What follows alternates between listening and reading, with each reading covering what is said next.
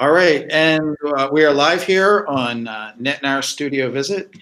I'm Alan Levine, and I'm coming to you from South Central Canada. And we have a class of NetNar students at Kean University, New Jersey. Wave, wave. And my colleague Mia. Hi, Chris. We're so glad to have you. Would you like to introduce yourself? Yeah, my name's Chris Gilliard. I'm on Twitter as Hypervisible. Yeah, that's kind of it. Yeah, I guess I should say that this class is at Kean University, which is in New Jersey, and I'm on Twitter as Mia Zamora, PhD. I'm not on Twitter. I hate it. That's good. He knows the cog dog. Well, while you were gone, Mia, we had some interesting conversations about how people feel about Twitter, and yeah. And so we're really glad that you could come on this week because, you know, as I told you last week, Chris, we kind of looked at your thread of amazing but abusive technologies. I guess one of the things I want to ask you is, like, what did you expect when you put that tweet out there? Well, I didn't expect it to become what it did because, you know, I've heard from countless instructors and instructional technologists and professors who've used it in their classes. You know, I was able to publish an article in Vice magazine about it. I mean, it was to me, it was just kind of you know, what I usually do on Twitter, which is just me kind of like making a bunch of noise and seeing who responds. But it turns out that a lot of people, I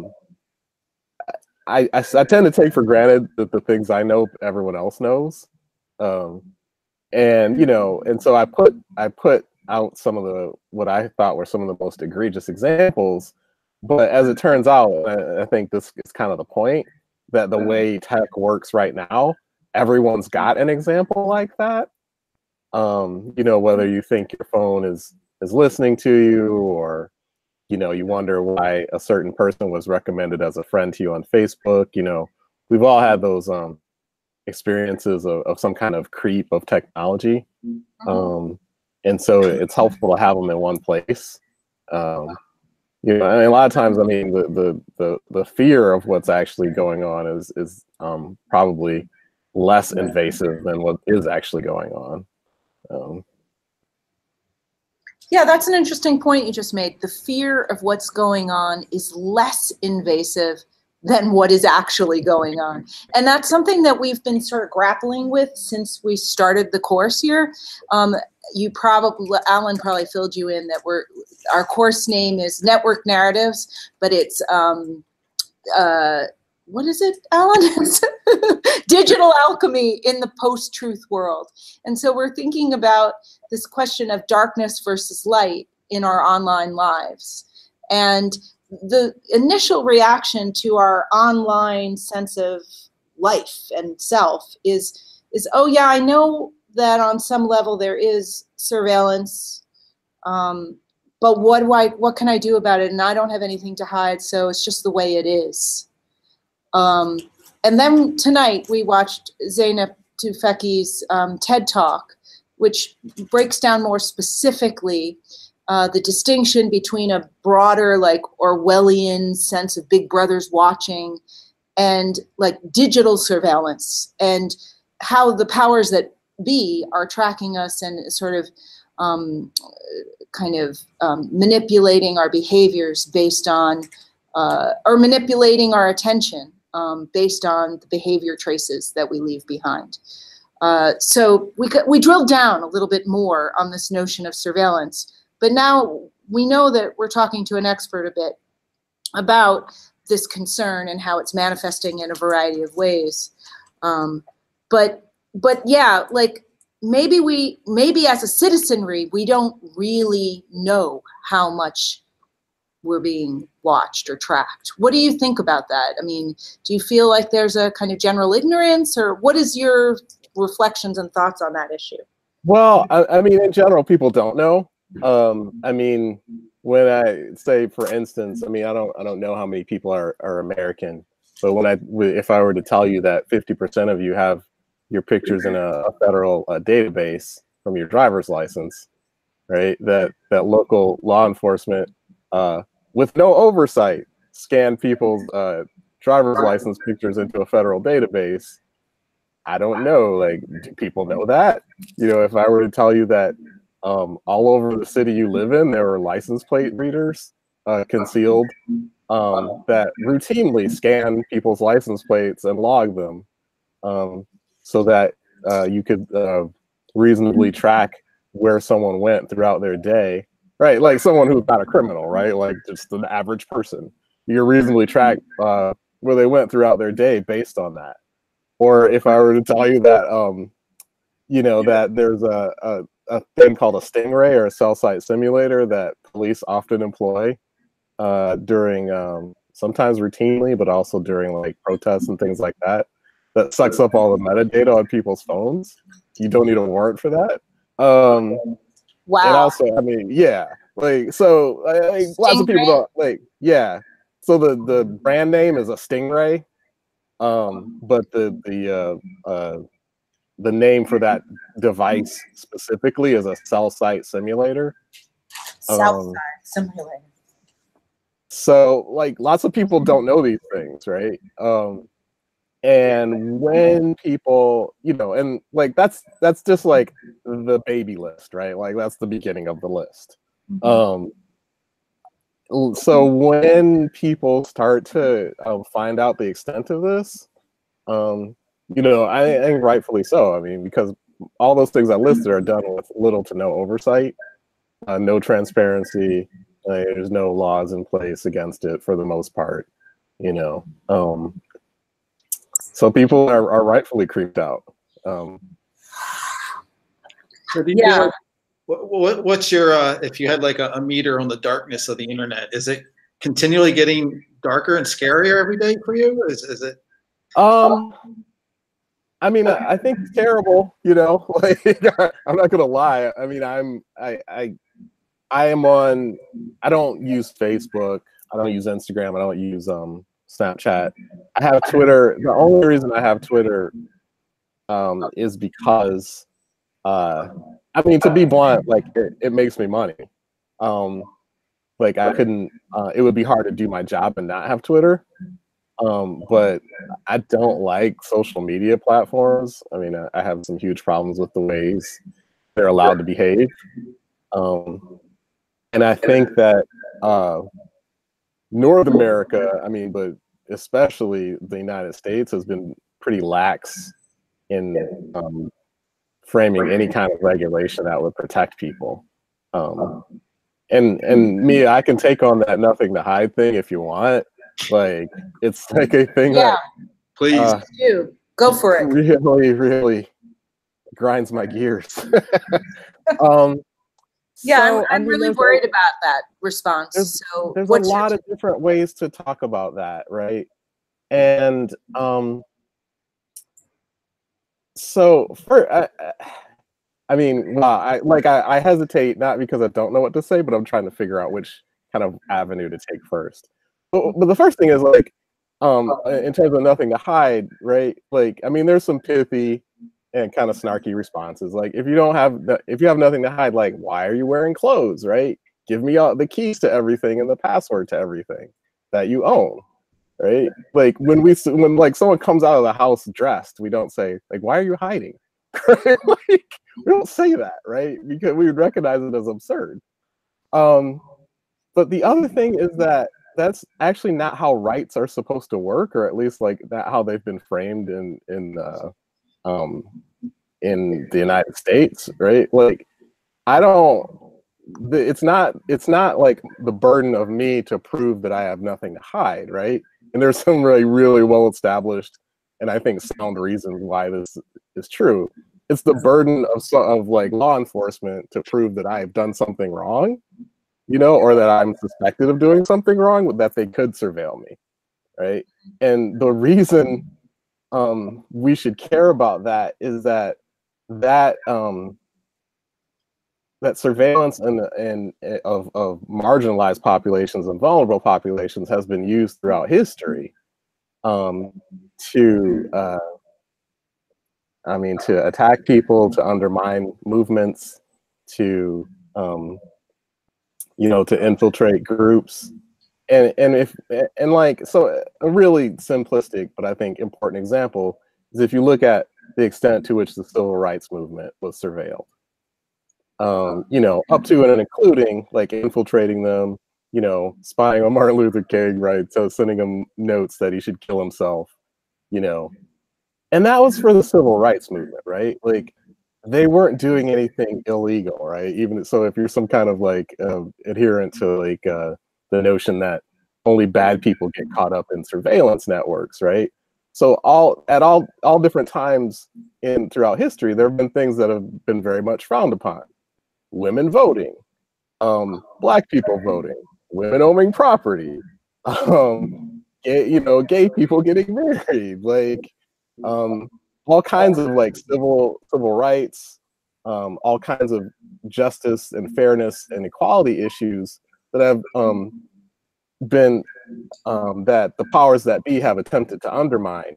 And the ability to surveil people greatly increases the ability of powerful people or organizations to undermine what oftentimes are really important movements for moving society forward. So even if you don't like individually on your own think that you'll be harmed, I mean, you're wrong, but like, even if you don't individually think on your own you're going to be harmed, there's a long history of vulnerable populations and marginalized people who've been victimized by surveillance and continue to be victimized by surveillance. But here's the other thing. For if like everything I said doesn't move you, one of the important things to note is that the data that's extracted about people is used to infer decisions about them. And so even if you're not doing anything wrong, what you're trusting that incomplete data set and black box algorithms are going to affirm that you've done nothing wrong. Right? Like, I don't know about you, but I'm not super comfortable with that. Definitely. So what I mean is that all the data that's being extracted and recombined, like, we don't, for the most part, have any say in that. And so schools are looking at that.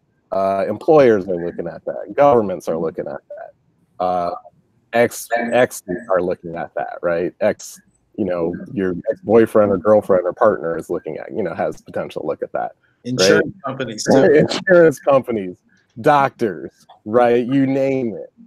And so, and again, we don't have, for the most part, we don't have any rights to edit or audit or the company that you want to buy a house from. The banks are looking at it, like landlords are looking at it. And so they're able to make all these inferences, which may or may not be true. Like, the only thing you'll find out is the output. You didn't get accepted in this college. You didn't get this loan. You didn't get this job. You can't get health insurance. Right? They're not going to tell you why any of that happened, right? Like, the algorithm said it, right? So nothing to hide is a really poor, it's not a way I would suggest looking at this, because it doesn't take into account how easily the rights of vulnerable populations are taken away, but also it doesn't talk about the way that it takes away the ability of anybody to kind of frame their own narrative about themselves. Right. What do you guys think?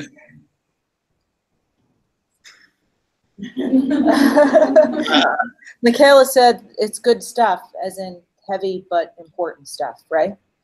Yeah. What I'm wondering, like how do you manage, like, offer our students some suggestions about how they can be better informed about this, and how do you manage like the incredible amount of information that you seem to consume? I mean, I'm just weird about that. I mean, the reason I'm so invested in this, you know, is, I mean, I grew up Black in Detroit in the 70s. And so, I mean, you know, there's some works I could point people to, but again, like, the marginalized populations have long been victimized by surveillance. Long before, you know, there was a Ring doorbell or an Alexa or, you know, or Facebook. And so I'm very suspicious of having, being watched and losing the obscurity of going about my day-to-day business relatively unmolested, right?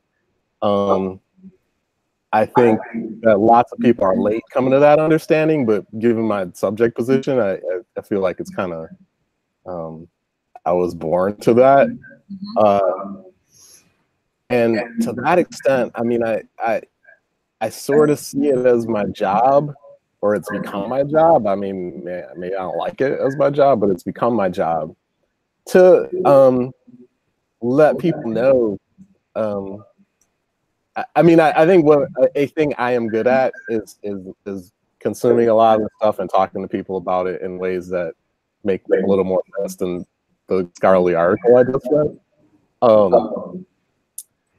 And so, I mean, but I do walk around a lot, like, you know, sort of. I don't know what you call Chicken Little when the sky is actually falling. I do kind of walk around like that all the time. I mean, it's not something I would recommend. But you know, I mean, one of the ways I deal with it is get on Twitter and complain about it.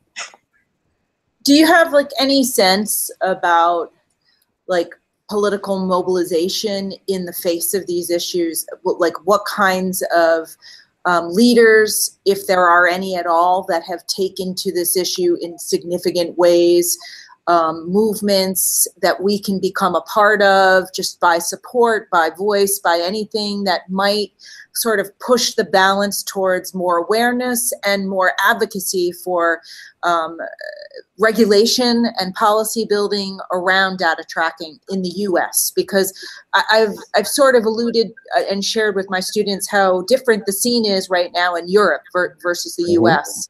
So I've kind of curious about your knowledge around like advocates that might be out there that might, and who we could connect with and support, to know that we're on the right side of trying to get some regulation around some of this tracking. Well, I think Illinois and California have passed some interesting laws, I think, that are worth looking at. Illinois and California. Yeah, from in the U.S., it's looking more and more like there'll be kind of some piecemeal regulations rather than federal ones. I don't have much faith that our federal government is gonna move in that right direction as far as that goes anytime soon. You know, I think it is important to look at GDPR in the EU. Just to know that something else is possible, right? I mean, it has its flaws, but the idea that these companies, you know, many of which are, you know, not as old as I mean, they couldn't drink if they were a teenager, you know, if they were a human being, like they're not old enough. But like we treat them as inevitable, right? They are not. And I mean, I've never said her name out loud. AOC. She has done some, and I call her AOC because I don't know how to pronounce her name. Our New York Congress. Yeah. She's come out with some interesting stuff. I mean, talking about trying to start regulate bias in algorithms. Ron Wyden, I think, I forget where he's from, but he's also done some interesting work. And there's another legislator from California who I think, ironically, is like the legislator in like San Francisco area, has done some interesting work, and his name escapes me right now too. I mean, but you know, the other thing is like on a local level, right? Individual level. I mean, one of the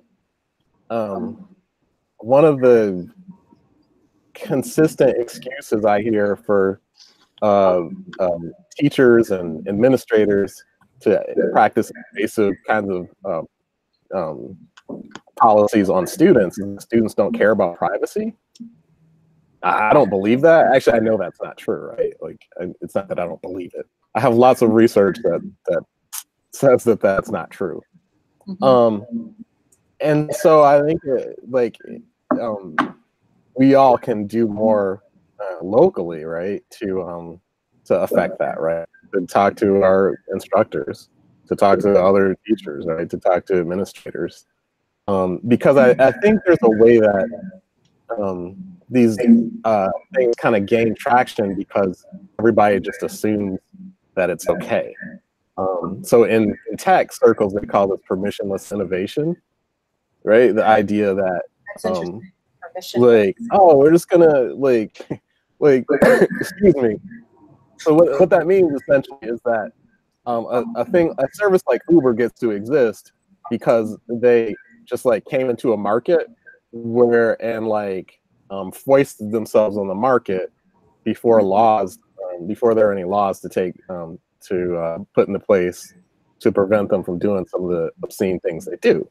You know, I mean, another current example is like the scooters that litter probably your campus and my campus and my neighborhood and things like that, where there's not really laws yet to prevent them from doing some of the things that they really shouldn't be doing, like littering scooters on public sidewalks is bad for a number of reasons, like for instance accessibility. Yeah. But like it's called permissionless innovation in tech, right? Like you get to slap, when you do something that in a form that hasn't been done before, and you get slapped the tag innovation on it, you get to keep doing it. And when people want to stop you, you get to say, well, you don't want to slow down innovation. And so that gets to be the excuse for a lot of things, a lot of abusive practices. So even in our individual, our daily lives, to question some of those things. Yeah. Hey, I want to, Kelly in our class is reading her question is surveillance state even a good enough term to describe the current state of affairs in the U.S.? Is it more than surveillance, or is that a term that really captures what's going on? Well, I mean, I don't think I'm actually having some questions about that myself right now. One of the terms that has gained a lot of traction and that I've used extensively is surveillance capitalism, which is and Susanna Zuboff's book about this just came out. And I've started to look and see some maybe problems with using it. The same with surveillance state, right? Because the extent to which and the type and the extent of the surveillance, given some of the tech that's available, and the ability for not only the state to do it, but individuals like stalkers, hackers, your neighbor, like the ability for the shrinking cost of performing surveillance on people makes it such that it's not just the state, it's just and when I say not just the state, I mean not just the state as in the government, but it's it's global, like a little panopticon, Yeah. So how we define that is an interesting question. I'll share that in the chat. Mark, who's listening, is offering friendly fascism or totalitarian democracy. Friendly fascism. That sounds like an ice cream. I'm glad you mentioned Zuboff's book, because I was talking about it with my friend Gardner Campbell, who's reading it, and he was really struck by the opening of her book. Starts with this notion of describing, asking us to think about our home, and what home means to us, and he thought it was a really interesting frame then to open her book on surveillance capitalism. we're saying, what does it mean for our home, and what's our home on the internet? And I thought that was really interesting too. I want to dig more into that. Yeah, I mean, I'm sorry, Mia. No, go ahead, Chris. I was just going to agree with Alan, and we're excited to explore that reading a bit in this class. So, but go ahead. Oh, well, yeah, I've read a bunch of our other work, but I don't have that book yet. So I am interested, but just to complicate matters a bit, from reviews I've read, it seems that, and again, I haven't read this yet myself, but from reviews I've read, it seems that she's finding problems with the surveillance aspect, but not with the capitalism aspect. As if there was some form of capitalism that was so awesome, and then surveillance came around and like messed it up. I am not of that mind. And again, I mean, if you look at marginalized people, I mean, Simone Brown's Dark Matters, for instance, talks about this. Like, like people have been under surveillance, like since there's been since people have been drawing pictures on cave walls, like. So what that looks like for whom, has changed. But the idea that it was just like, I mean, that like Zuckerberg or Jack came along and like messed up capitalism, like I'm not really feeling that.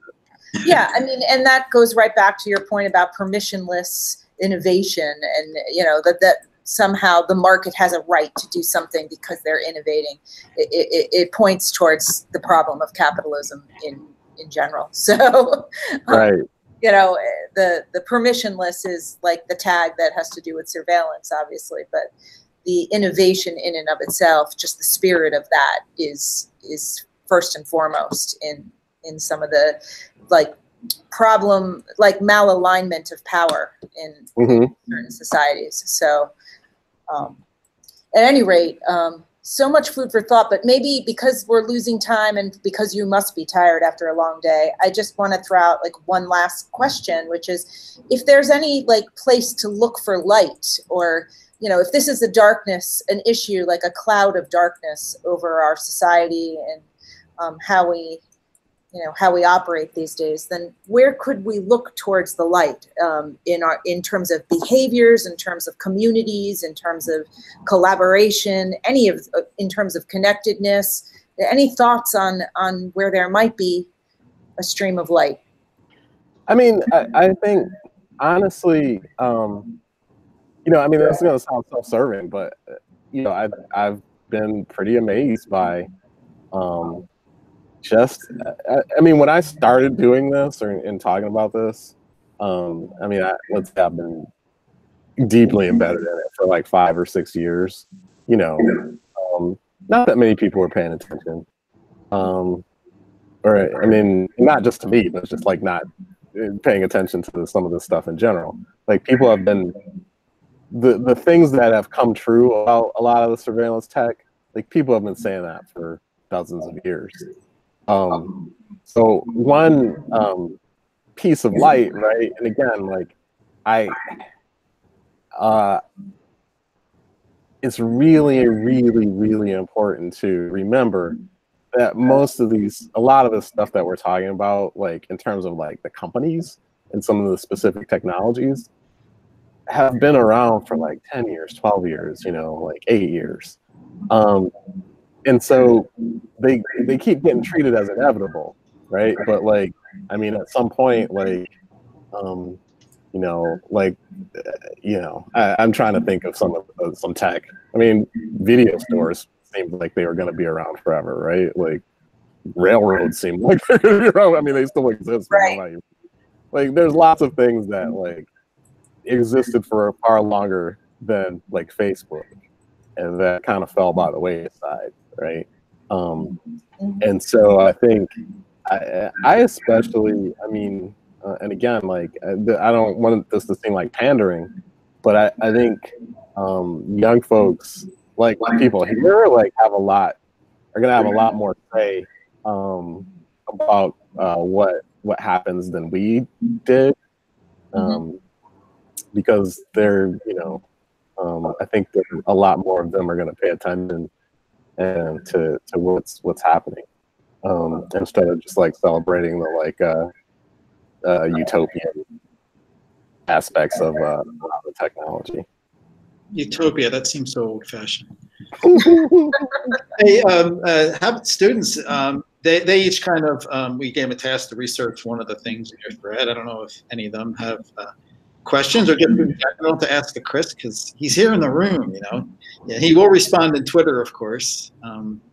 But, you know, from, you know, spying coffee pots to, you know, doorbells with cameras. Is anything like, did anybody not believe the thing they looked at? Say it again. You know, not believe what they saw written in Chris's, like, no way that's true. The Target one. Yeah, Janet said she didn't believe the Target one. Yeah. I mean, if you ever get a chance, if you want to look at the granular detail in which data brokers break down people's, I mean, you can look at some of this, like not necessarily on yourself, but in some cases you can.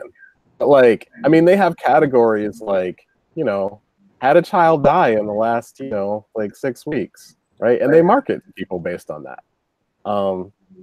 Like the fine-grained detail, like, and so this is why, for instance, like I went to Rite Aid today, like it was a drugstore for people if it's regional, I'm not sure, but so like I was buying some candy for my students because I lost a bet, and the woman at Rite Aid wanted my phone number, right? Well, like, why did she want my phone number? Like, she wants my phone number, so like to help like make the link between who's standing in front of her and all the other things I do in that store and throughout like the rest of my day. Right? Phone numbers are pretty good identifiers, as is your email address. So like, don't give your phone number to people who don't need it, you know, like, or give them a fake one. So yeah, if you want to check out the granular detail, but the other thing about that is you don't get to say whether it's right or wrong, right? So like Target guessed that this woman was pregnant, this young woman was pregnant, and in this case they were right. I mean, but like, let's shift this a little bit.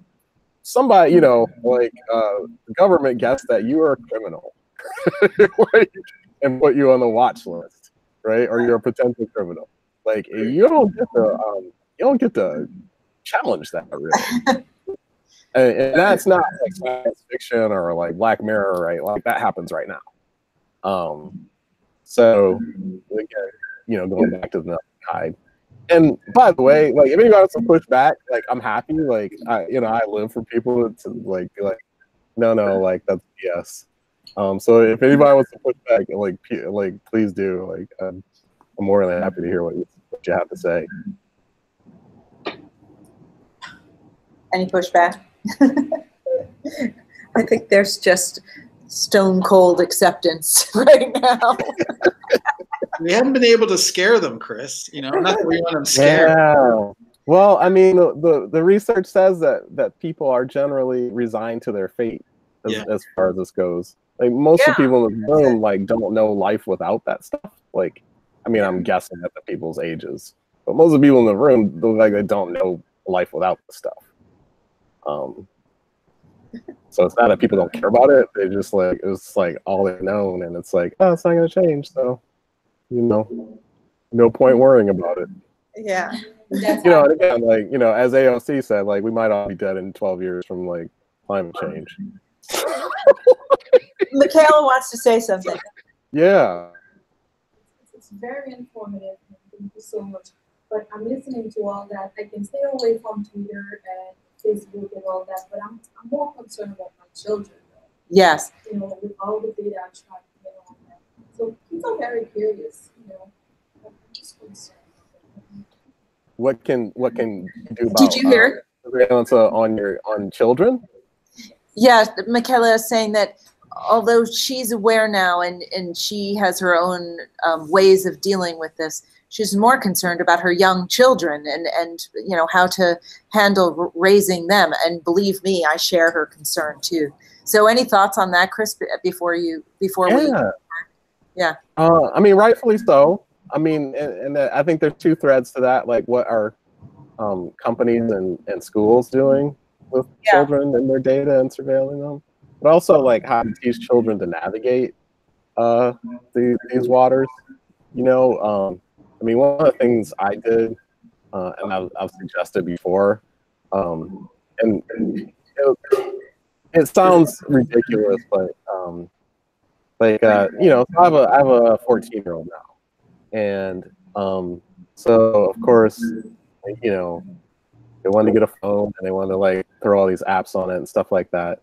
You know, so like one of the things I did is like sit the kid down and say, okay, like, well, actually, I didn't sit down with him, but sat him down. You know, it said, okay, like, go and write down like your list of rules. You know, your guidelines for using this particular technology. You know, and then my partner and I wrote down our guidelines and we matched them up, right? And you know, like, you know, I mean, and there's sites where you can have that show like sort of age-appropriate discussions of privacy policies, so that you can go over with them with your kids for like what it means to use like to be on Tumblr, to have a, you know, to have like a Snapchat, you know, to like all these things, right? And like, I mean, my kid was super annoyed with this. Every time he wanted to get a new app, like I'd say, okay, well, like, let's read the privacy policy, you know, or like we decided on what was like a reasonable number of apps to have, and if you want to get a new one, like you got to dump one of the old ones, right? Like things like that, right? Give them, I mean, because I think it's important to that they have some agency, you know, and like age-appropriate agency about a lot of that stuff. In terms of what schools are doing, like, I mean, we do have some laws, but they're kind of woefully insufficient. That's like a longer discussion. I mean, I'd be happy to revisit it, but like, yeah, gosh. Janet, I think Janet wants to say something. I said for me, what I do is my kids are all connected to my phone. So if they wanted to download an app, it has to come through me and I have to approve it. Yeah. So if I look at the app, I'm like, nope, deny. You're not getting it. Yeah, because it was just like, that's the reason why it's so funny. Everybody goes, why did your kids have an iPhone? Yeah, so I could track exactly what you're doing. Yeah. Because one of the things that just came out about Facebook is like they knew, so kids were racking up tens of thousands of dollars playing Facebook games on their parents' phones. Facebook knew that it was kids doing this, which actually does violate some federal laws. Facebook knew that it was kids doing this, and like some of the engineers like proposed like a solution so that the interface would be more clear about what was going on. And like the powers that be at Facebook were like, no, let's just keep, you know, sucking the money out of these kids. Going so far as to call one of the kids a whale, which is a gambling term for like a big spender.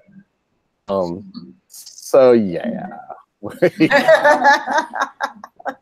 Class. Yeah. Well, thank you so much, Chris. I know students are going to go. I want to say, like, our goal for the end of the semesters, they're going to be taking all their experiences, and we're going to try to have them collaboratively put together like a field guide to what they learned about surviving the internet of 2019. Yeah. Living on. I'd love to see it. We'll see what we come up with. It'll be awesome. partly prescriptive and partly creative. Yeah. Well, thanks for dropping in. Oh yeah. Thanks so much for your time and wisdom. You're Always welcome. a pleasure, Chris. Thank you. Take All care. All right. Stop Bye. Good night.